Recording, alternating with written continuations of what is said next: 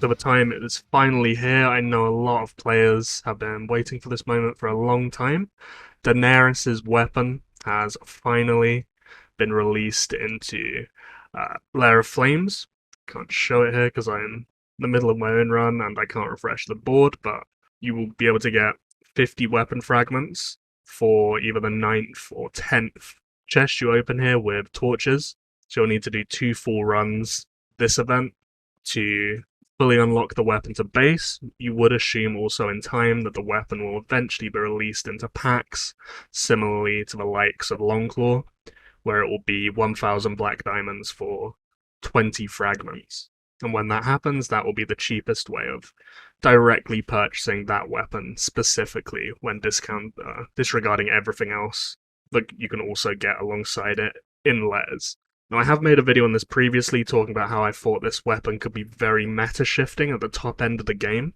I still do think that rings true, but now, of course, with it being released into the game, we can see the first, second, and third stars of the weapon to be able to get a bit of a better idea of how impactful this will be, because, of course, without owning the weapon itself, all we can see is its base here, and then if you click this full stars preview, we can see it at 4 stars as well.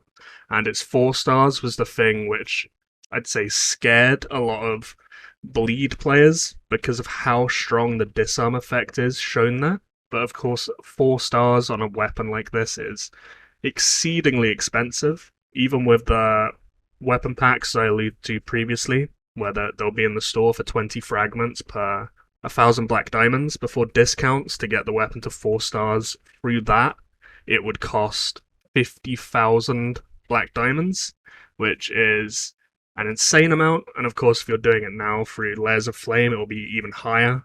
You'll be surpassing like 90,000 black diamonds if you purely got it through Lair of Flames right now and went all the way to 4 stars with it. So there'll be very few players, especially now, but even long term, who will actually be able to get this weapon to 4 stars. So for mid spenders, the 4 star itself isn't as big a worry.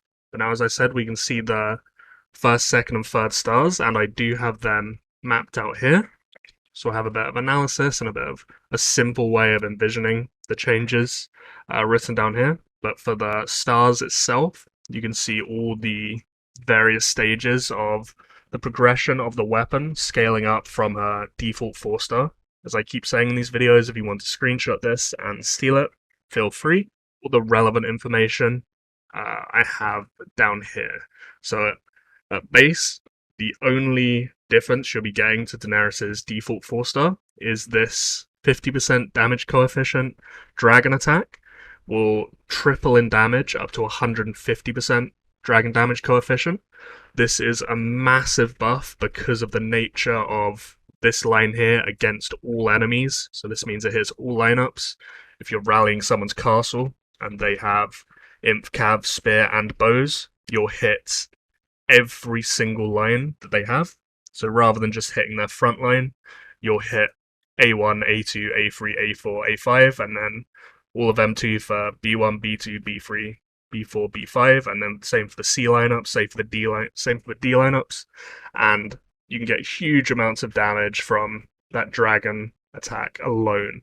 And because it's at the first second of the fight, this will help you snowball your own damage because you'll reduce their numbers of troops, so they're therefore doing less damage to you, so you retain your troop numbers higher, and you'll just get a huge advantage right off the bat. So this jump from the normal 4 star to base is very significant and very, very good. But the bit that I alluded to being meta changing was very specifically this 2 lineups part of the disarm that we could see at 4 stars. And that is only actually unlocked at the 4th star. So at the 1st, 2nd, and 3rd stars, you'll just be gaining an additional second of disarms. And whilst this is good, as I allude to here, it's not as bad as feared for bleed players at least, because the 2 lineups part of the disarm was what was so good about it, because with the nature of female builds especially, you could have Layla reproc Daenerys' active, and then randomly apply that disarm to A1 and then A2. It could then reproc and then disarm A3 and then A4, and then it could reproc again and then disarm A5 as well. So you're just totally invalidating all the damage there if things line up for you. But with this existing system of it, if Daenerys is in the A1 spot, as I list here, because it just casts off her active ability, you'll only be disarming the opposite lineup. I'm not actually sure if you repeatedly apply disarms, if the disarm duration will stack or get overwritten. If anyone knows the answer to that, if you can reply in the comments, I'd be very interested to know that information, because that's quite a big deal. If it does stack and the Layla reprocs can effectively just totally take out one of the lineups through the whole fight, that is very good. If it gets overwritten, it isn't as good. But the thing that makes it really good is how it changes from casting the disarm on the opposite lineup to Daenerys to just random lineups, because it exponentially increases the amount of disarms you can actually apply, and therefore how much damage reduction you can apply to the lineup on your side of the battle indirectly through just reducing your opponent's damage output.